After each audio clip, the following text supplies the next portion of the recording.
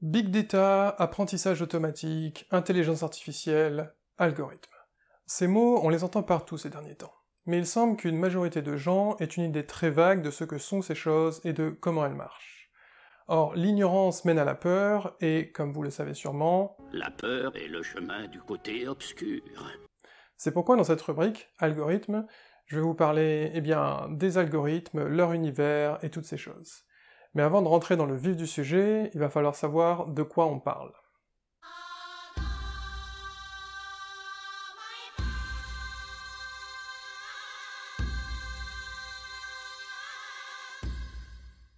Qu'est-ce qu'un algorithme? Eh bien, il ne s'agit pas de la réciproque de la fonction exponentielle, il ne s'agit pas d'un nouveau genre de musique composé par ordinateur, il ne s'agit pas d'une algue mutante qui menace de détruire le monde, enfin, il ne s'agit pas d'un sortilège lancé par des magiciens des temps modernes pour contrôler les actions de créatures dépourvues de connaissances en informatique.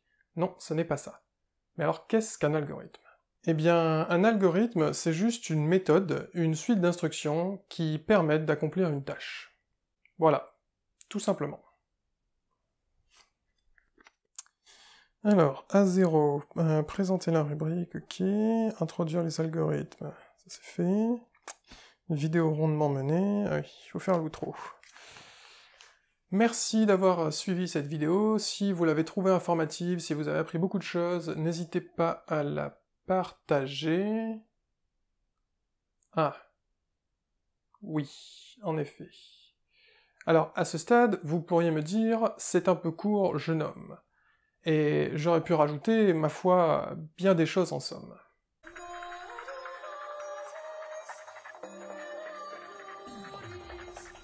Par exemple, tenez, j'aurais pu rajouter que des algorithmes, il y en a vraiment partout, et on en côtoie tous les jours.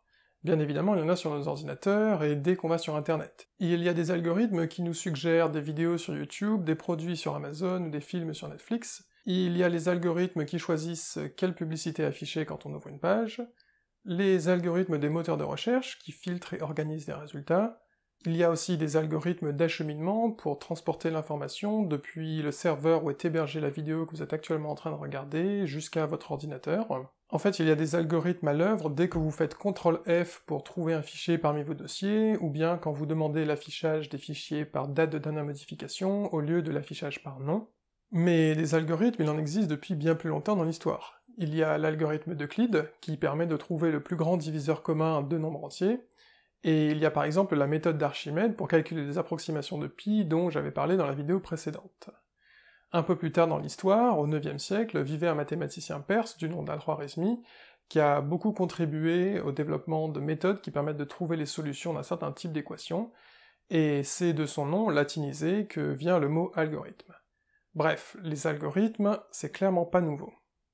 Mais en fait, on a aussi des algorithmes pour donner son chemin à quelqu'un, ou pour faire des origamis. Et les recettes de cuisine sont aussi des algorithmes. Dans tous ces cas, on a une méthode, une suite d'instructions, qui permettent d'accomplir une tâche. Du coup, c'est pas tant que la définition d'algorithme est très large, c'est qu'ils sont réellement partout. C'est juste qu'il y en a beaucoup qu'on apprend et qu'on utilise depuis des lustres sans vraiment parler d'algorithme. Et depuis quelques années, ils sont de plus en plus présents. J'aurais pu dire aussi qu'un algorithme étant une suite d'instructions, ce n'est pas un cocktail d'instructions. Il faut les exécuter dans l'ordre. Par exemple, un algorithme pour s'habiller pourrait être enfiler ses sous-vêtements, enfiler ses vêtements, enfiler ses chaussettes, enfiler ses chaussures. Si les instructions ne sont pas exécutées dans l'ordre, le résultat n'est pas garanti. Donc, croyez bien, il y en a qui ont essayé. Ils ont eu des problèmes. J'aurais pu rajouter qu'un algorithme est constitué d'instructions simples et précises, qui ne requièrent en principe aucune connaissance préalable. Supposons que je veuille faire un gâteau en suivant une certaine recette. Sur mon plan de travail, j'ai de la farine, des œufs, du beurre et du sucre, dans les proportions indiquées par la recette, j'ai un bol, un saladier et un plat à gâteau.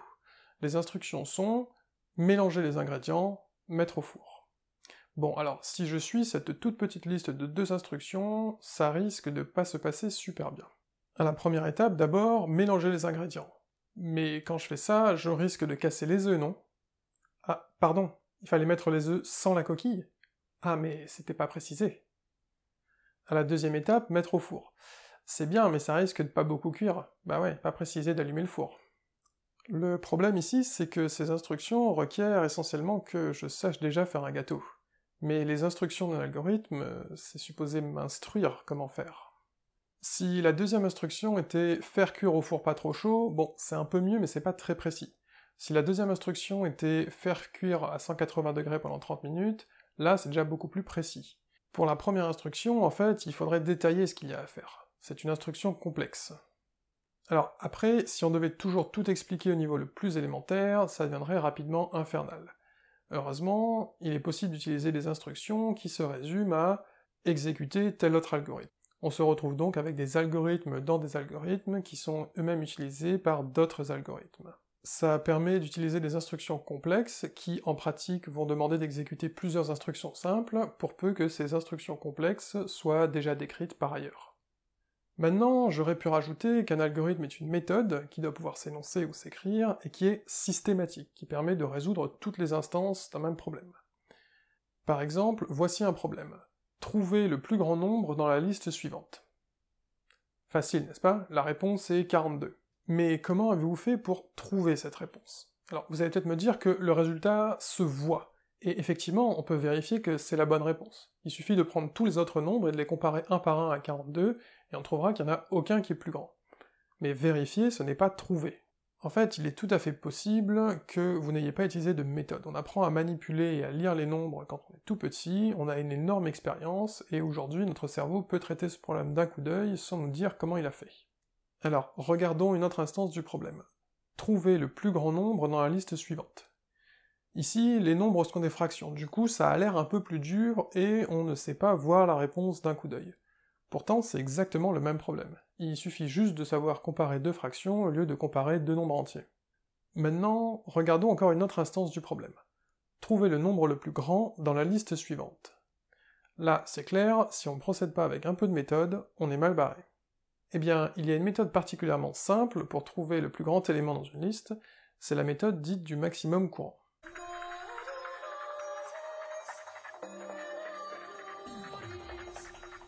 Pour illustrer cette méthode, je vais prendre des verres d'eau et chercher à déterminer lequel est le plus lourd. Alors notez que j'ai remplacé les entiers ou les fractions par des verres d'eau, mais c'est strictement le même problème. Tout ce dont j'ai besoin pour le résoudre, c'est de savoir comparer deux verres d'eau, et pour ce faire, je vais utiliser la balance qui est ici. Donc je commence par le premier verre, comme il n'y en a qu'un, c'est facile, c'est forcément le plus lourd parmi les 1 premiers, ce que j'indique en le mettant ici. Puis je passe au deuxième verre, qui est candidat au titre de plus lourd jusqu'à présent. Je le compare au premier, il est plus léger, donc le premier est toujours le plus lourd parmi les deux premiers, celui-ci retourne à sa place. Je passe maintenant au troisième verre, je le compare au plus lourd courant, il est plus lourd. Étant plus lourd que celui qui était le plus lourd parmi les deux premiers, c'est le plus lourd parmi les trois premiers, donc celui-là retourne à sa place, et le plus lourd jusqu'à présent vient ici. Je passe au quatrième verre, je le compare au plus lourd courant, il est plus léger, donc le plus lourd courant est le plus lourd parmi les quatre premiers, celui-là revient à sa place.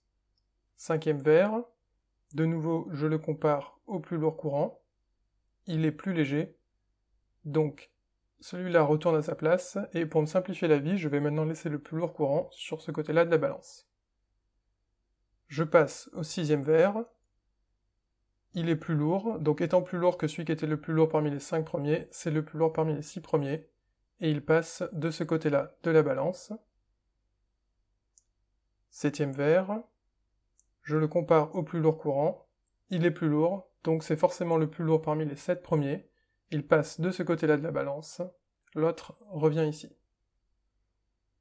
Enfin, je passe au huitième verre, je le compare au plus lourd courant, il est plus léger, donc il retourne à sa place. Maintenant, celui qui est sur la balance, c'est le plus lourd parmi les 8 premiers, c'est-à-dire le plus lourd parmi tous. Alors ça, c'est pour l'illustration, et je suis certain que vous sauriez refaire. Mais pour être un algorithme, une méthode requiert quand même un tout petit peu plus que juste regarde et fais pareil, il faut savoir l'énoncer ou l'écrire, donc voici une version écrite. Donc l'algorithme s'appelle maximum courant, et il sert à trouver le plus grand élément dans une liste.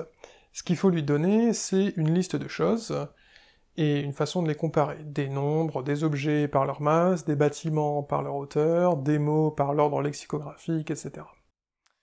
Bon, et bien pour commencer, on va appeler maximum courant le premier élément qui est dans la liste.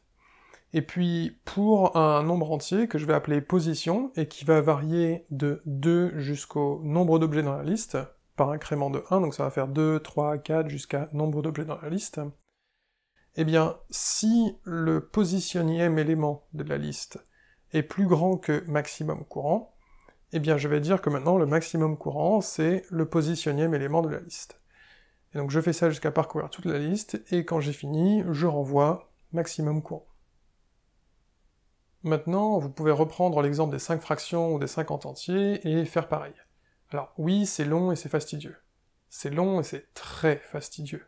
D'ailleurs, c'est pour ça que les algorithmes, en général, pour des problèmes comme ça, on va les faire exécuter par des machines qui sont faites pour ça, c'est-à-dire les ordinateurs. Mais notez bien que écrire et énoncer un algorithme ou l'exécuter, fondamentalement, ça ne requiert pas d'ordinateur. Bon, vous vous en doutiez probablement, puisque j'ai parlé de l'algorithme d'Euclide ou la méthode d'Archimède qui ont été utilisés bien avant l'arrivée des ordinateurs. Mais ça vaut le coup d'être souligné, l'informatique, et en particulier l'algorithmique, peut s'effectuer en grande partie sans l'usage d'un ordinateur.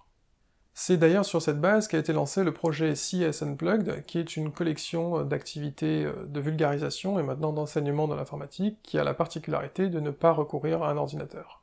Le but étant de familiariser les gens avec très peu de moyens, notamment matériels ou financiers, et de montrer que l'informatique ce n'est pas exactement la même chose que la programmation ou l'usage d'un ordinateur.